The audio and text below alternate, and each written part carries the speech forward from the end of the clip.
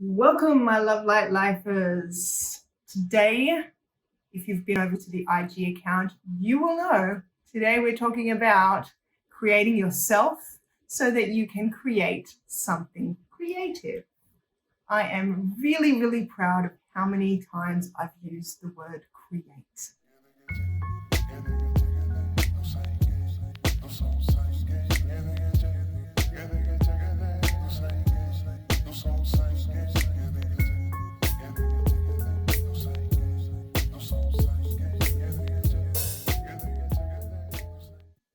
Okay, creating.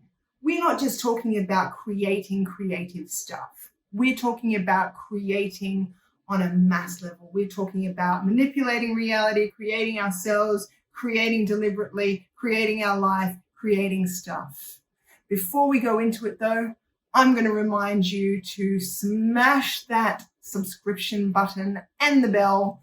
And also, right now, do it now, click the like button if you are wanting to support this channel. Trust me, you are going to like it. You can unlike it at the end if you really thought it was that crap. But for now, just hit that like button. And if you're over on IGTV, follow the account because there is going to be more stuff for you. So if you're going to go out there and create something absolutely genius, where does that genius live? How many people have already created something that is absolutely genius? Maybe you have and you don't know it yet. Maybe you're waiting for somebody else to tell you how absolutely awesome your idea is before you go ahead. Or maybe you've already made it and you just don't think it turned out the way you wanted it to. What we're going to be talking about is how to create an optimal creative process. OCP.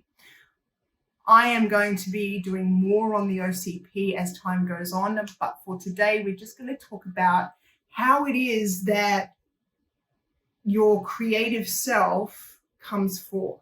Because we all have those times where we feel really, really creative and you're like, oh, good idea after good idea after good idea, and it just won't stop. And then days where it's like, I couldn't create something if my life depended on it.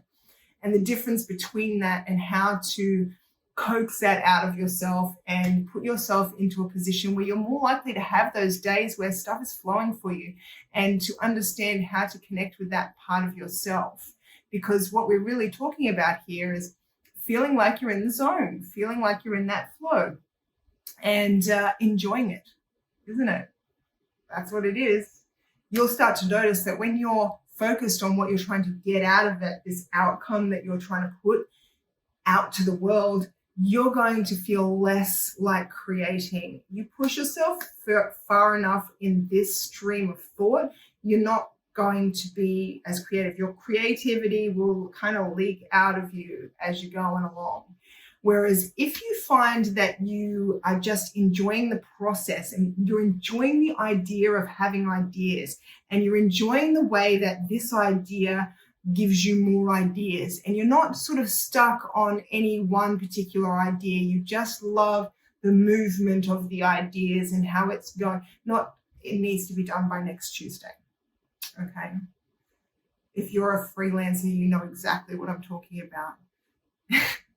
Has to be done by next Tuesday. So what?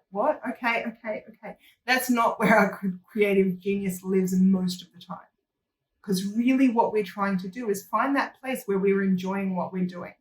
If you are on a timestamp, for some reason you have to have something in by a certain particular time, then you may want to play with that as a kind of game-like thing, just to take the pressure off, because there is pressure there. If you're feeling pressure, just sort of play with it a little bit and sort of pretend you're on a game show if you want. Whatever floats your boat. But the idea is you're looking for that feeling where you are enjoying the amount of creativity that you're having, and you're enjoying the movement, because none of these ideas that become genius things that go out there, music and art and film and, graphic design, websites, none of the stuff out there that you would deem absolute genius in your field came the first time around. However, how do we get over that idea that, okay, I've had this idea, I think it's great, but now there's more happening to the idea, or should I just stick with the original idea, or which way do I take it, or is it good enough, or should I keep developing it, or should I throw it away? They're all very good, valid questions, but I guarantee you when you get in the flow, you're not going to ask any of them. When you develop a process that works for you, just you, it doesn't matter. If standing on your head for 13 minutes a day helps your creative process, then bugger what everyone else says. Your optimal creative process has got to be something you're in love with, something that you at all costs want and do, and don't care if somebody else says, nah, I don't like that idea. I think you're crazy for standing on your head for 13 minutes every day. What could that possibly do? It doesn't matter what it does. All that matters is that it works for you. And if it works for you, love yourself enough to keep that idea and stand on your head for 13 minutes a day. As long as you're not hurting yourself or others, feel free to take positive, self-loving, it's usually the best processes, stuff that you do that is self-loving, that shows yourself, hey, I believe in you. I think you got this.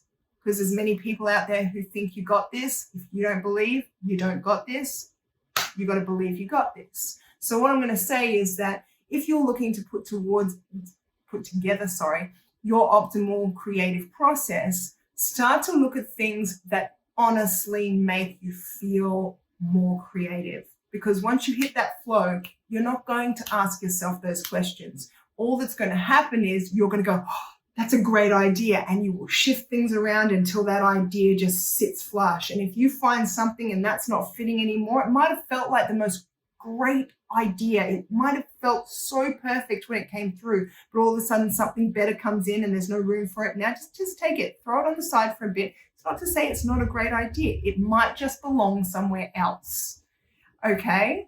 And just keep letting it blossom, keep letting it grow. And when something's not growing, just kind of put it to the side for a minute. Give yourself some time to just get some distance on it. Maybe go and eat a sandwich. Go get a coffee with friends. Come back to it. See what that perspective gives you on that.